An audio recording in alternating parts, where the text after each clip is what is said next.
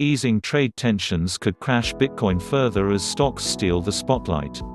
Institutional investors could give Bitcoin a last-minute ditch after positive developments in the ongoing US-China trade war. Capital is moving out of haven assets like gold and the Japanese yen to join risk-on markets. The bull run in stocks could continue in 2020. Easing trade tensions between the United States and China is making Bitcoin a less attractive haven asset for investors.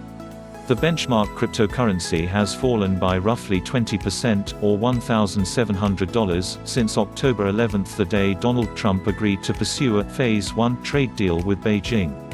The plunge also came as a part of a larger correction that started after Bitcoin established $13,686 as its year-to-date YTD high in June. Other popular safe haven destinations have also witnessed their uptrends stalling.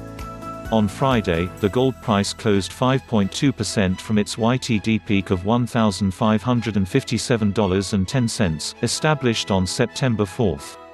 Gold's spot rate closed Friday $81 down from its YTD peak. Source: TradingView. ICE. The Japanese yen and US dollar, too, moved lower. At the same time, the yields on the benchmark US 10-year Treasury note surged from YTD lows of 1.428% to the Friday close of 1.825%. The yield on the US 10-year Treasury bond surged by 27.9% from YTD bottom as of Friday. Source: TradingView.com. TVC stocks steal the limelight. Investors moved into safe haven assets earlier this year after getting pushed by a string of pessimistic macroeconomic events. As of May, both the US and China were slapping tit-for-tat tariffs on each other's exporting goods, a Brexit deal was looking uncertain, and a benchmark yield curve indicator was casting fears of a major recession. But last days saw many of those concerns easing. On December 14, the US and China partially calmed down their trade war. Washington confirmed that it would not slap tariffs on $120 billion of Chinese goods, while Beijing agreed to purchase at least $40 billion worth of US agricultural products. In the UK, Boris Johnson's Conservative Party won parliamentary elections by huge margins. The victory flagged the possibility of a positive Brexit deal. Both developments made stocks an attractive destination for global investors. The US benchmark S&P 500 index shot to its record high on Thursday. Other indexes, including the Dow Jones and the Nasdaq Composite, too, registered fresh yearly highs on Friday. The Dow Jones Index on Friday established its YTD high of 28,290.70. Source: TradingView.com. TVC. At the same time, UK stocks rallied higher on Monday morning. Afternoon data of London's benchmark FTSE 100 index showed 2.2% growth. The FTSE 250, which traces locally exposed medium-scale British businesses, registered a 1.5% intraday gain. No love for Bitcoin. Technical factors continued to rule trading sentiment in crypto land.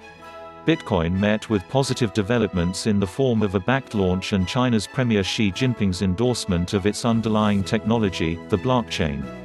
But none of those events were able to materialize a strong price reversal. Instead, traders drove Bitcoin in make-believe technical ranges. They appeared to have been buying the cryptocurrency at the support of a descending channel and selling it later at the resistance of the same channel. Psychological factors taking Bitcoin down as big investors avoid capital injection. Source: TradingView.com. Coinbase. With speculation high and big investors giving a last-minute ditch to Bitcoin for more attractive stock positions, the cryptocurrency could be heading down towards its psychological support range of $6,000 - $6,500. Investors, nevertheless, are bullish for the long term. They expect the cryptocurrency to make wild upside moves ahead of its halving. In May 2020, the supply rate of Bitcoin will be cut by half, making it more scarce should the demand mount. More adoption expected for Bitcoin after the May 2020 halving. Stock rally to continue. Meanwhile, Jeff Su, the chief investment strategist at Capital Wealth Planning, noted that investors are carrying the stock positions into 2020 on a cautious note. He told CNBC that the stock indexes could undergo 30 to 40% downside corrections. But such a move would happen after they establish new all-time highs. Excerpts from his statement. You've got the seasonality tailwinds. Central banks of the world are printing money and that's all you really need to know. Going into year-end, I think the market trades higher. I think next year you can see between 3,500 to 3,600 on the S&P 500. For more updates, subscribe and share this video.